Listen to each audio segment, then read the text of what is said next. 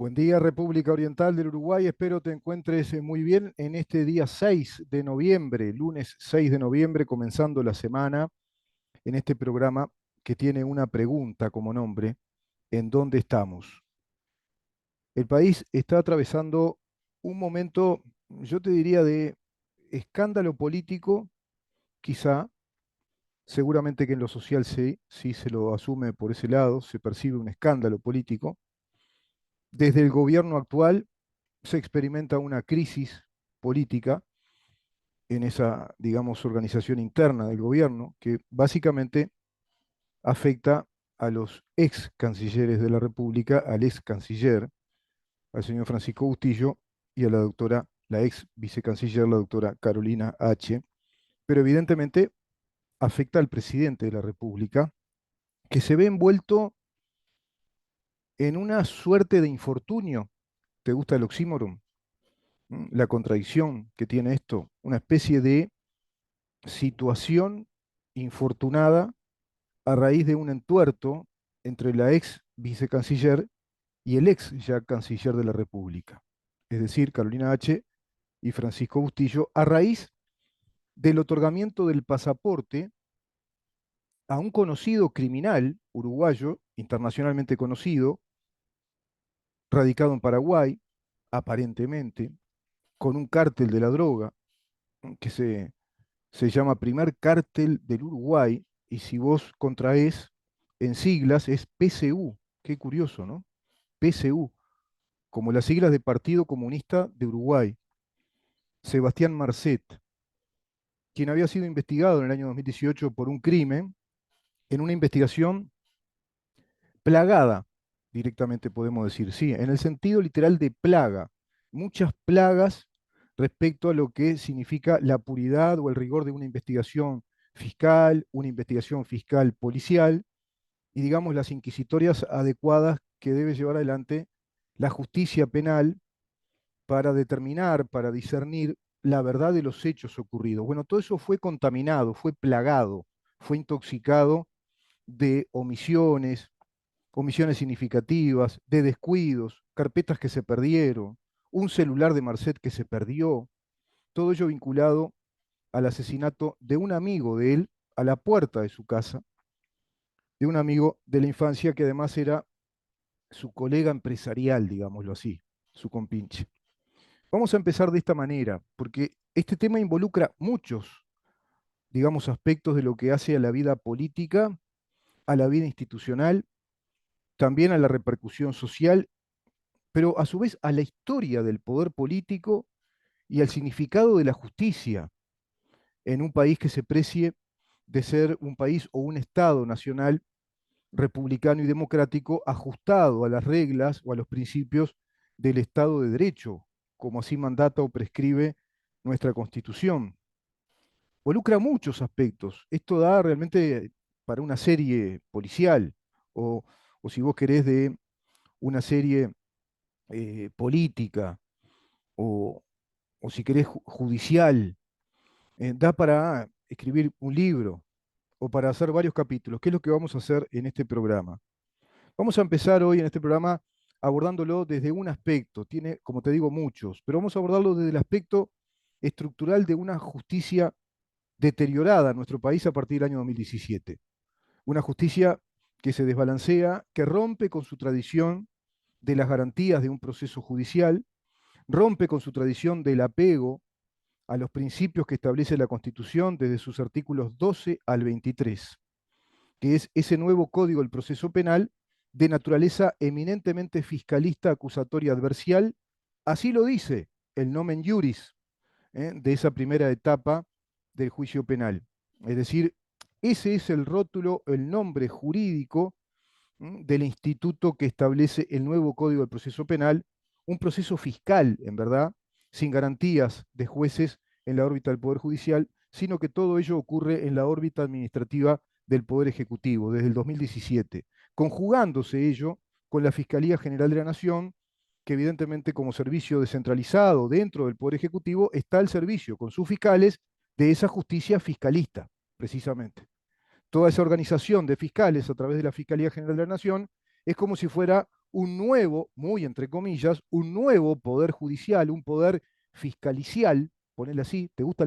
Viste que yo juego mucho con las palabras, neologismos apócrifos, podemos decir, porque no están canonizados por el diccionario de la Real Academia ni por ninguna academia de la lengua, pero podemos decir que tenemos un nuevo poder que es un poder fiscal, el poder fiscal de la Fiscalía General de la Nación, que tramita preceptivamente, de modo obligatorio, la primera gran etapa o el inicio de un juicio penal a través de una denuncia, sea de parte o de oficio. Eso se legisló en el 2017, contando con la anuencia, la legislación, la aprobación, el jolgorio y el festejo de un montón de senadores y diputados que hoy integran este gobierno, que precisamente por ese motivo histórico no se animó a renunciar a ese error y a confesar ese craso error de desconstitucionalizar nuestro régimen jurídico judicial penal, nuestro proceso penal. Se rompió el Estado de Derecho, le dieron un golpe de Estado técnico, rompiendo la separación de poderes. Sacaron al Poder Judicial de esa primera, digamos, instancia, de esa primera parte fundamental para la protección de las garantías.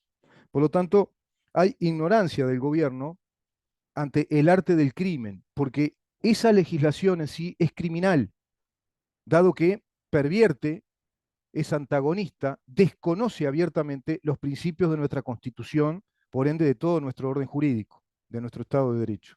Desconoce abiertamente nuestra tradición jurisprudencial, la cual un juez tiene que tener en cuenta, incluso el legislador, porque así lo dice el artículo 332 de la Constitución de la República, nuestra jurisprudencia, ajustada a ese orden jurídico que es un todo. Son esas partes que integran un todo en un funcionamiento pleno, de acuerdo a un orden de principios jurídicos que esta legislación avasalló, invadió, rompió, desde digamos, una perspectiva que yo considero institucionalmente, es decir, desde el punto de vista jurídico-legal, una invasión criminal a la soberanía de nuestro Estado de Derecho. El actual gobierno es ignorante de un arte criminal que calificó una vez el eminente retórico romano, padre del latín culto, un filólogo que convirtió al latín en una lengua exquisita, de una riqueza incalculable que va a permitir que hoy hablemos en estos idiomas, que son sus descendientes. Les estoy hablando de Cicerón. Cicerón fue senador, retórico, encumbrado de su época, filólogo, lingüista y jurista, precisamente. Los retóricos eran los abogados de la época, eran los juristas. Y establece, como uno de los grandes doctrinos del derecho romano, la figura criminal del qui podes scelus is fecit. El qui podes. ¿Qué quiere decir esto? Traduzco. Quiere decir que aquel a quien aprovecha el crimen es quien lo ha cometido. Aquel a quien aprovecha el crimen es quien lo ha cometido. Y el qui podes es precisamente el arte criminal del ocultamiento del hecho delictivo. Es la manera, la artimaña, el arte del crimen de disfrazar de verdad a una mentira, envolverla en una retórica, en una secuencia de hechos que la hacen parecer una verdad, pero están escondiendo un delito. Ese es el qui podes, del cual el Frente Amplio viene esgrimiendo una experticia histórica proveniente de la militancia orgánica ideológica del Partido Comunista del Uruguay. A través de 15 años de Frente Amplio tenemos una secuencia impresionante de qui podes, scelus fecit, como diría Cicerón. Pero evidentemente estamos ante la grosera ignorancia de los integrantes de este gobierno que se ahogaron en un vasito de agua con el caso Marcet. En el régimen penal de la justicia fiscal acusatoria hay una evidente permeabilidad a este viejo principio del derecho romano que se aplica en el análisis criminológico y se aplica incluso en el análisis de esas debilidades que puede tener un sistema de justicia, las debilidades en cuanto al rigor de las pesquisas judiciales, el rigor de las instancias o etapas judiciales que deben ser sacramentales, es decir, preceptivas, obligatorias, atravesar una a una de modo obligatorio y en rigor, so pena de un vicio de nulidad de ese juicio bajo la más seria responsabilidad del juez en lo penal, que deberá definir finalmente, después de una instancia probatoria inevitable, una instancia probatoria que tiene que ser contundente, con sus correspondientes tasaciones probatorias, con la aportación probatoria, con inclusive la discusión de la prueba, con la contraprueba, con inclusive la sospecha de pruebas, por ejemplo, testimoniales. Hay tipologías probatorias, hay una trazabilidad de la prueba en cuanto a investigar el origen probatorio, todo eso en un juicio penal en la órbita del Poder Judicial, como establece la Constitución de la República. Todo eso que hoy Uruguay no tiene más, que ya no lo tiene, porque hoy estamos ante la discreción plena, total, absoluta de los fiscales que investigan a piacere, que investigan según su discrecionalidad, su entendimiento, su saber y entender, bajo esa especialidad fiscal ultra secreta en la carpeta de investigaciones, que a su vez corre la paradoja de filtraciones. Es increíble. Esos fiscales que a discreción investigan sin dar garantías judiciales como las que acabo de decir, son claramente los operadores político-ideológicos de un cuipodes que está permeando con esas debilidades la impunidad de ciertos delitos, el encubrimiento de ciertos delitos y el castigo a otros que los considera sus enemigos, como está pasando, por ejemplo, a partir de la falaz, inconstitucional e ilegal derogación de la ley de caducidad, está pasando con la persecución política desde una fiscalía de lesa humanidad, ante la cual este gobierno hizo caso omiso. Cicerón expresa entonces que el quipodes es una figura importante a analizar para tener en cuenta una justicia saludable. El crimen puede consistir en un hecho, claro, es lo más común. Cuando hablamos de crimen, todos pensamos en hechos, hechos sociales perpetrados, un homicidio, más de un homicidio, intento de homicidio, rapiñas, copamientos, violaciones, abuso de menores, todo lo que estamos viendo todos los días. Estafas, delitos que son económicos, delitos contra la fe pública, como los de Charles Carrera, por ejemplo. Esa retaíla, esa concurrencia real de figuras delictivas, pero a granel, con las que acometió Charles Carrera, y tenés precisamente esta justicia, entre comillas, este sistema fiscalista que es muy deleznable, endeble, discrecional, que va permeando precisamente con ese quipodes, ese ocultamiento, esa impunidad a trámites delictivos, a comisiones de delitos que quedan ahogados en el silencio judicial, fiscal, pero también en el silencio político, cómplice, y acá dos puntos, o por tontería, inexperticia, por idiotez, o por miedo, o por pacto político. Cabe especular todo esto, dado que el sistema político uruguayo no está dando serias garantías de reparar este Estado de Derecho, de recomponernos un Estado de Derecho con juicios penales de garantías, efectivamente que garanticen la verdad. Es evidente que en este caldo de cultivo, en este contexto, el gobierno está siendo víctima de su propio silencio y de su complicidad colegislativa en ese quipodes legislativo, en ese crimen perpetrado desde la ingeniería jurídica de este nuevo sistema. Para que entendamos la dimensión que tiene el tema que vamos a tratar, introduzco de esta manera. Pensemos que la justicia es el acto judicial que determina bajo todos los requisitos de las garantías procesales que un magistrado descubre la verdad de los hechos ocurridos y lo dice en su sentencia. Pensemos eso primero.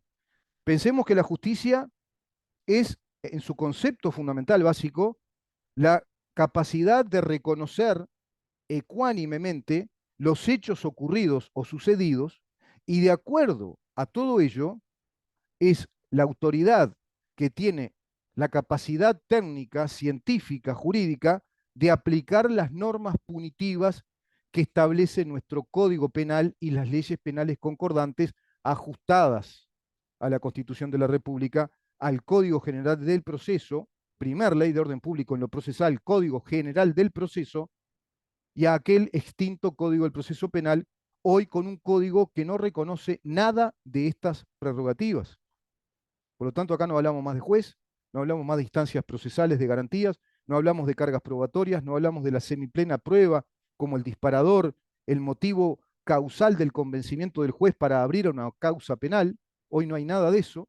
no aparece el juez dando las garantías ante una denuncia penal, sino que son fiscales que toman a carpeta cerrada las denuncias que reciben en esa órbita de esa Fiscalía General de la Nación, que a su vez tiene un estatuto interno que ha creado el propio doctor Jorge Díaz, el mandamás, el pope, el mentor jurídico de este, digamos, mamarracho burocrático, inconstitucional y directamente delictivo para con nuestro Estado de Derecho, que ha creado una ingeniería fiscalista que da mucha impunidad al delito mayor, al delito grande, organizado, y quién sabe con cuántos vínculos o hipervínculos entre el poder político, político sindical del PICNTFA y organizaciones criminales, como lo vimos claramente con esa separación del cargo que hizo el fiscal Juan Gómez después de hablar a puertas cerradas con el abogado de Gustavo Leal, Diego Camaño, otro pope creador de este código fiscalista, quien seguramente le llevó la presión, una especie de presión cuasi mafiosa, bajo un pacto de omertá, de que sacara a la fiscal Fossati porque ya se estaba entrometiendo muy a fondo con una mega organización para delinquir contra el país. Más de 10.000 trámites de documentación civil falsa, falsificada. Mirá qué cuipodes hay ahí, gigantesco cuipodes, donde el crimen solo favorece a quien lo comete. Y el crimen del cuipodes es el crimen de ocultar el crimen cometido, como en La carta robada, ese cuento policial fantástico de Edgar Allan Poe. Pensemos que en una justicia extrajudicial. Vayamos al concepto de justicia. Justicia como virtud, justicia como valor supremo, como valor de la conducta justa, la sociedad justa, la justicia para la condición humana. Y doy este ejemplo, solo a modo de objeto didáctico. Aclaro esto, aclaro esto.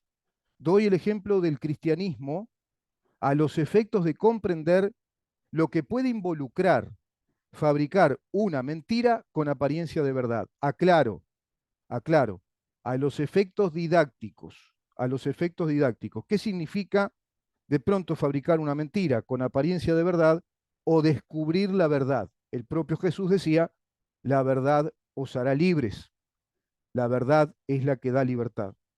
Que quede claro que el ejemplo no apunta contra el cristianismo. Quien les habla es cristiano.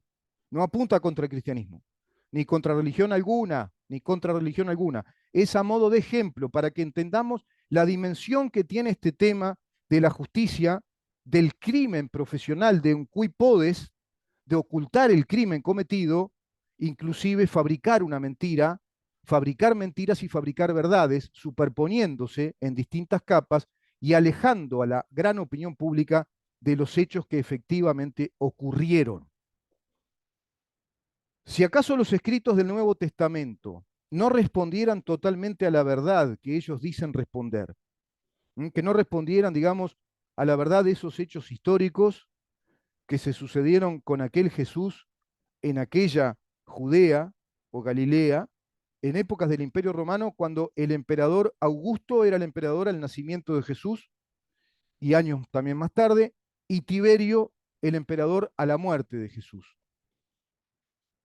¿Qué conclusión extraeríamos si se descubriera a través de una profusa y profunda investigación desde distintas áreas científicas, desde todas las disciplinas científicas, desde la teología de los teólogos más avanzados, de filólogos, lingüistas, desde toda la ciencia posible, descubriendo nuevas fuentes de conocimiento vinculadas a los textos bíblicos, si se descubriera que lo que se dijo de Jesús, lo que se predicó en los evangelios, lo que se predica en las epístolas de Pablo, etcétera, responde en 2/3 a la verdad. O si vos querés, incluso te digo más, responde en un 90% a la verdad. Que Jesús efectivamente existió, que tuvo esos discípulos, que predicó lo que se dice en los evangelios, que su base de predicación es esa, que tiene evidentemente raigambre judía, judaica, de una religión monoteísta, que apela a la veneración, al reconocimiento y digamos que al vínculo personal con ese Dios único y creador del que él habla, que es su Padre, que todo eso es así, pero que se nos dice a ciencia cierta, se descubre, se puede eso evaluar, constatar, digamos, que los milagros no existieron, que son un agregado para darle más fuerza al mensaje, que los milagros de Jesús no existieron, que Jesús no ascendió al tercer día, que no resucitó, simplemente fue un hombre santo, justo, un gran predicador, un filósofo de enorme calidad de la época. Evidentemente, como conclusión, tendríamos que decir que estos 2023 años son entonces la consecuencia, son el prodigado hijo histórico de una mentira. Tendríamos que entonces asumir que estamos viviendo 2023 años de cristiandad, con todos sus entuertos, sus conflictos internos, la reforma protestante, las 95 tesis de Lutero, peleando con el Papa León X y todos sus cardenales, prácticamente corriendo el albur de, bueno, una pena de muerte. Lo declaró hereje el Papa León X, por ejemplo, ¿no? Estamos hablando ya en el siglo XVI, Renacimiento. Si todo eso constatamos que fue un banal debate sobre una mentira, ¿se dan cuenta de lo que estoy diciendo? Si todo ese discurso, ese discurrir histórico de 2000 años, con determinados momentos clave, las cruzadas a Jerusalén, los caballeros templarios, esa reforma que trajo tantos inconvenientes, problemas y a su vez soluciones, y aventajó a muchos países que son los países de la reforma, como explica Max Weber, si todo eso fuera simplemente el producto del convencimiento a raíz de una mentira montada como una verdad. Impresionante, ¿no? Si todo carece de valor porque no está basado en la verdad. Somos la construcción civilizatoria o cultural de una mentira. Bueno, traigamos esto a lo doméstico. Repito, esto no estoy hablando contra el cristianismo, simplemente lo pongo como un mega ejemplo para que nos demos cuenta qué valor supremo tiene descubrir la verdad, saber la verdad y a través de un proceso de justicia para una nación, para un país, para un pueblo y en el curso de su historia, de su tradición jurisprudencial. De nada de esto ya habla el sistema político uruguayo, como en el mundo ya no se habla. No les interesa la república, no les interesa el Estado de Derecho, sino que les interesa negociar el discurso, el relato político que convenza a más cantidad de gente porque es la materia prima del poder que lo sostiene en el Estado, es decir, el voto. Están hablando siempre para el voto, están siempre en campaña electoral. Todo este conventillo escenificado a raíz de algo que no es nada, porque lo que pasó con Marcet en este gobierno no es nada, no pasó nada, y voy a intentar explicar, es precisamente consecuencia de esa gran mentira montada por el sistema fiscalista acusatorio, que es muy permeable, es muy lábil, muy débil, creado especialmente así, para dar impunidad a delitos que son de una dimensión impresionante, porque son de una dimensión económica impresionante, donde se manejan millones de dólares de parte de estos magnates del crimen, que están a su vez vinculados a otros magnates del crimen en organizaciones criminales que están permeando, presionando ya y condicionando a los sistemas de gobierno, a los partidos políticos y a los sistemas de gobierno de nuestro país. Es evidente que hoy todos somos hijos de esa mentira penal que encubrió a este criminal, por ejemplo, a Sebastián Marcet, en el año 2018. Así como todos somos hijos históricos de este mega cuipodes de encubrimiento a una gigantesca organización para delinquir contra nuestro país, cuando el abogado Gustavo Leal, como les decía, Diego Camaño, cerró la puerta del despacho del actual fiscal general de la Nación, Juan Gómez, y este sacó de las investigaciones fiscales muy avanzadas en la causa a la fiscal Gabriela Fossati. Todos somos hijos históricos de estos y otros mega encubrimientos del fiscalismo acusatorio adversarial promulgado en el año 2017, como lo ha sido, por ejemplo, el encubrimiento de la falsificación ideológica de documento público en calidad de funcionario público, abuso de funciones, tráfico de influencias y gastos de dinero del hospital policial de parte del actual senador Charles Carrera. Por ejemplo, otro cuipodes.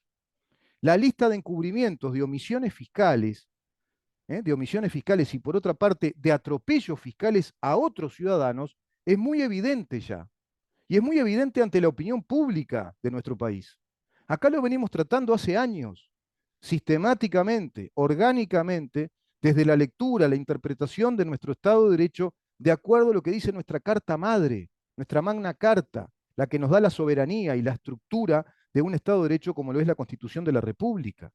De acuerdo a todo esto, no cabe duda que la ignorancia supina y la improvisación con la que se movieron en esta selvática naturaleza de las políticas de gobierno, digamos, los integrantes de este, dan cuenta de una alarmante carestía de capital humano, con la expertise y el talante ético necesarios de estadistas que estén en condiciones de gobernar con ejemplaridad, por un lado, y librar esta enorme batalla cultural por el poder político de los destinos de nuestra nación republicana y democrática. ¿Está claro esto?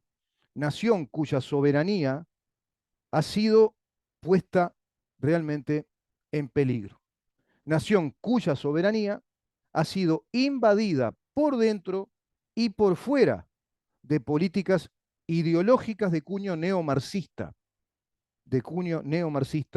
que en nada comulgan con los principios constitucionales de nuestra democracia republicana liberal que se dicta en nuestra Carta Magna. Podríamos repasar, vamos a una pausa, Ramón, no sé si nos dará el tiempo, vamos a repasar un poquito el itinerario de hechos en los que ocurrió todo ese asunto o ese caso Sebastián Marcet, que fue en el 2018, que quede claro, en el 2018, ese Marcet que después, ¿qué pasó? ¿Se fugó del Uruguay sin pasaporte y por eso estaba pidiendo uno? Quédate ahí.